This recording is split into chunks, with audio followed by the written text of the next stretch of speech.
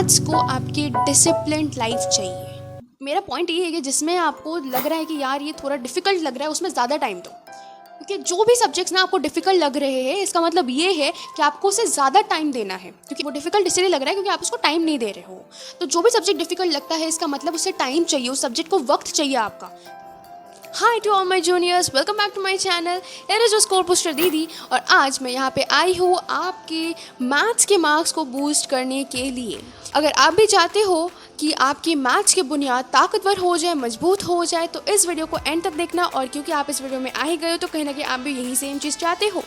तो इस वीडियो में बेसिकली मैं आपको बेसिक प्लान बताने वाली हूँ कि आपको मैथ्स कैसे करना है, कैसे मैथ्स की तैयारी करनी है, चाहे वो हाफ ईयरली एग्जामिनेशन हो, प्री बोर्ड्स हो, बोर्ड्स क्यों ना हो। चैप्टर वाइज प्रायोरिटी बताऊंगी, मार्क्स बताऊंगी, वेटेज बताऊंगी, हर एक चैप्टर का सब कुछ बताने वाली हूँ मैथ्स के बारे में। Everything about maths in this particular video.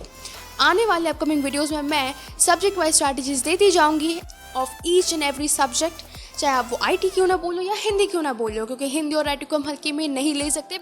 सबसे पहली बात तो मैं ये कहूँगी कि किसी भी सब्जेक्ट को पढ़ने से पहले ना आप उनके वेटेज को पता लगा लेना, उनके वेटेज के बारे में एक बार आइडिया लगा लेना कि हर एक चैप्टर से कितने कितने वेटेज है। क्योंकि अगर आप वेटेज पता लगाओगे तो आपको तभी समझ आएगा कि इस चैप्टर का क्या इंपॉर्टेंस है, उस पर्टिकुलर चैप्टर का क्या इंपॉर्टेंस है।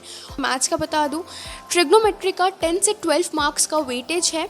और आपका एक और सेपरेट चैप्टर है हाइट्स एंड डिस्टेंसेस वाला, दैट इज़ योर ट्रिग्नोमेट्रिक, जो सम एप्लीकेशंस ऑफ ट्रिग्नोमेट्री वाला चैप्टर है, वो भी इंक्लूडेड है। और इसीलिए इस चैप्टर का इतना बड़ा एक रोल प्ले करता है, सो आपको इसके बहुत अच्छे से करना ही करना है, प्रैक्टिस करना ही करना है। सेकेंड आपका मैं बताऊँ तो प्योर ऑफ लीनियर इक्वेशंस है, वो उसमें 8 to 10 मार्क्स आपका उस पकड़ ही लो, उसमें 8 to 10 मार्क्स आपका होगा। ठीक है, ग्राफ मेथड बोल लो, सब्स्टिट्यूशन मेथड बोलो, एलिमिनेशन मेथड बोलो, मेनली वही है। वर्ड प्रॉब्लम्स वगैरह लीनियर इक्वेशंस वाले चैप्टर में आपका है ही।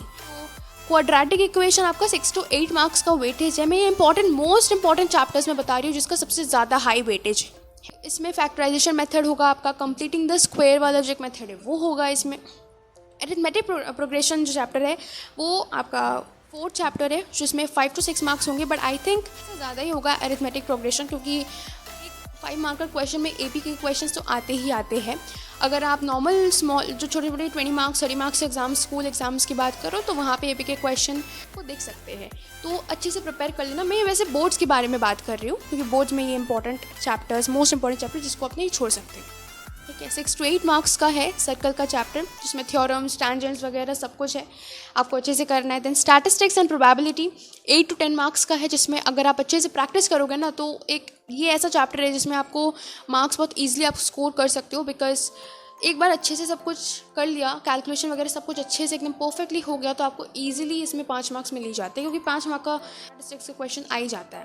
अगर आपके पास अभी टाइम है, वैसे तो आप हर एक चैप्टर्स को मास्टर कर सकते हो, क्योंकि ये जो मैंने मोस्ट इंपॉर्टेंट चैप्टर का लिस्ट बताया है ये एकदम एंड के लिए, अभी के लिए नहीं है। इन चैप्टर्स के आपको NCERT कई मतलब कम से कम 2 से 3 बार, या तो कम से कम है आपको 5 बार प्रैक्टिस करनी ही करनी है, ताकि NCERT से अगर कोई क्वेश्चन आ जाए उठ के, तो रिग्रेट नहीं होना चाहिए कि NCERT में था, मेरे को नहीं बना। उसके बाद NCERT एग्जाम्पलर करना, क्योंकि मैक्सिमम मैंने स्कूल एग्जाम्स में ना NCERT एग्जाम्पलर, फिर NCERT, इनमें से ही क्वेश्चंस अच्छे से, मतलब मैक्सिमम इनमें से ही क्वेश्चंस आते हैं। NCERT एग्जाम्पलर और NCERT में मास्टर हो जाने के बाद आफ्टर दैट आपको RS अग्रवाल या और RD शर्मा करना है। कोई एक करना, या तो RS अग्रवाल या तो RD शर्मा। RD शर्मा कर रहे हो अच्छे से करना, RS अग्रवाल कर रहे हो तो वो अच्छे से करना। ऐसे नहीं कि दोनों से चलो दोनों से ट्राई कर लेते, दोनों के क्वेश्चंस बन रहे कि नहीं, कोई एक। आज के 2 महीने पे मैं आपको बता दूंगी, तब सब कुछ छोड़ देना और सिर्फ PYQs में ही फोकस करना है। तो मैथ्स के लिए NCERT, उसके बाद NCERT एग्जाम्पलर, फिर RD शर्मा या RS अग्रवाल, उसके बाद लास्ट में आपको करना है PYQs SQPs। कौन से टाइम में मैथ्स प्रैक्टिस करनी चाहिए? देखो, मेरे हिसाब से या फिर साइंटिफिकली बोलो तो सुबह परफेक्ट टाइम होता है रिवीजन करने का, उसके बाद आधा घंटा या 15 मिनट वो क्वेश्चंस कर लेने का जिसमें आप अटक रहे थे। 10 से 15 क्वेश्चंस आपने लगा लिए, या फिर चलो मैक्सिमम आपने 5 से 10 क्वेश्चंस लगा लिए।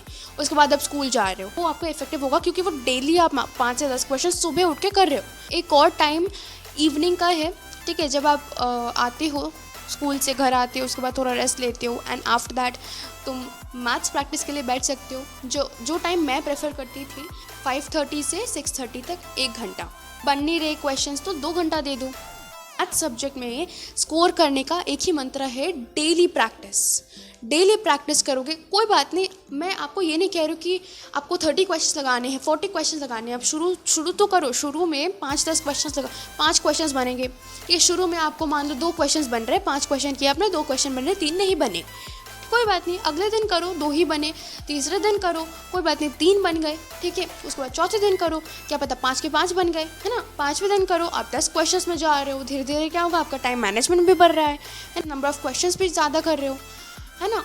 तो ये धीरे धीरे इम्प्रूव होगा आपका, क्योंकि आप उसमें टाइम दे रहे हो। रेगुलर प्रैक्टिस करो। ये मैथ्स को आपकी डिसिप्लिन्ड लाइफ चाहिए। मैथ्स में आपके बहुत सारे फॉर्मूलेज है, सरफेस एरियाज एंड वॉल्यूम्स के जो इतने सारे ढेर सारे फॉर्मूले हैं, रखने में प्रॉब्लम होती है। बहुत सारे फॉर्मूलेज हैं आपके। पॉलिनोमियल में फॉर्मूला है अल्फा बीटा वाला, क्वाड्रेटिक इक्वेशन की फॉर्मूला है, फैक्टराइजेशन में क्वाड्रेटिक फॉर्मूला खुद ब खुद है ना। एक पर्टिकुलर पेपर में ये सारे फॉर्मूलेज एक बार लिख लो। लिख के आप उसको अपने दीवार में, जहाँ पे आप पढ़ने बैठे हो ना, स्टडी टेबल होगा या कहीं पे आप पढ़ने बैठे हो, तो उसके सामने आप दीवार में स्टिक करके पेस्ट कर लेके लगा लो। डेली आप उस फॉर्मूला शीट से आपकी आप उसमें नज़र डालोगे, आपको वो फॉर्मूला दिख जाएगा, है ना। फिर आप उस फॉर्मूले को रिवाइज करोगे, ठीक है।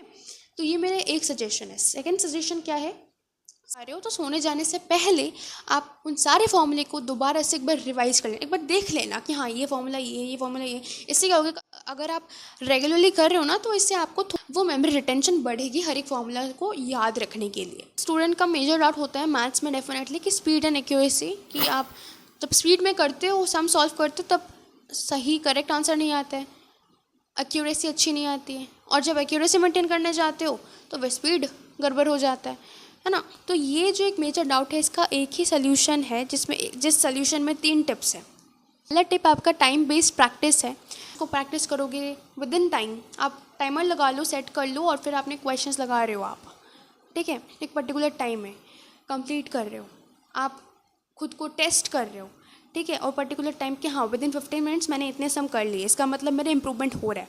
डेली क्वेश्चंस लगाओ, जो क्वेश्चंस नहीं बन रहे उसको मार्क करके रखो, ताकि आप उसको रेगुलर प्रैक्टिस दोबारा से कर लो। एक सेपरेट सा नोटबुक था, जो क्वेश्चंस मेरे से नहीं बनते थे मैं उस सेपरेट सा नोटबुक में उसको लिख डालती थी। पेज नंबर 151 के एक्सरसाइज 2.5 एक्सरसाइज 8.1 के ये वाला क्वेश्चन नंबर 15 मेरे को नहीं बन रहा है, मैं वो एक सेपरेट सा नोटबुक में लिख डालती थी, ताकि मेरे को याद रहे। और जब एग्ज़ाम्स आए तो एग्ज़ाम के पहले मैं एकदम वो उस क्वेश्चंस को एक दोबारा से लगा लूँ, तो फिर बन जाएंगे वो, है ना। मतलब उस क्वेश्चंस को आप डेफिनेटली ऐसा नहीं कि एक बार नहीं बन रहा है छोड़ दो, लिख डालो, फिर एकदम से एग्ज़ाम के पहले करो, नहीं। आपको उस क्वेश्चंस को दोबारा से बहुत बार करने, जब तक ना वो सही ना हो जाए और कम टाइम पे आप वो उन क्वेश्चंस को सॉल्व कर रहे हो। लाइक आपको खुद के अंदर नेवर गिव अप वाला जो एटीट्यूड है वो आना चाहिए, अगर आप चाहते हो कि मैथ्स में आप ज़्यादा से ज़्यादा स्कोर कर सको। यही एकमात्र मंत्र है कि डेली आपको प्रैक्टिस करना है 5 से 10 क्वेश्चंस, तभी आप अच्छे से मैथ्स में परफेक्ट बन सकते हो। तो आज के लिए इतना ही। अगर आपको इस वीडियो में मज़ा आया और आपके जितने भी डाउट्स हैं मैथ्स के बारे में कि कैसे पढ़ना है, ये कैसे करना है, ओवरकम करना है, स्पीड टेस्ट, एक्यूरेसी, ये सब कुछ, अगर आपको इस रिलेटेड डाउट्स जितने भी थे सॉल्व हो गए, सॉर्टेड हो गए हैं, तो डेफिनेटली लाइक शेयर और सब्सक्राइब करना मत भूलना, और कमेंट योर डाउट्स। बार बार हर एक वीडियो में एक ही चीज़ कहती हूँ, कमेंट योर डाउट्स। अपने डाउट्स को कमेंट करना, तभी मैं उसको सॉल्व कर पाऊंगी, और आपके साथ हमेशा से ये स्कोर बूस्टर दीदी रहेगी। नेक्स्ट वीडियो में मैं किसी दूसरे सब्जेक्ट के बारे में प्लान लेके आऊँगी। Bye bye bye bye bye.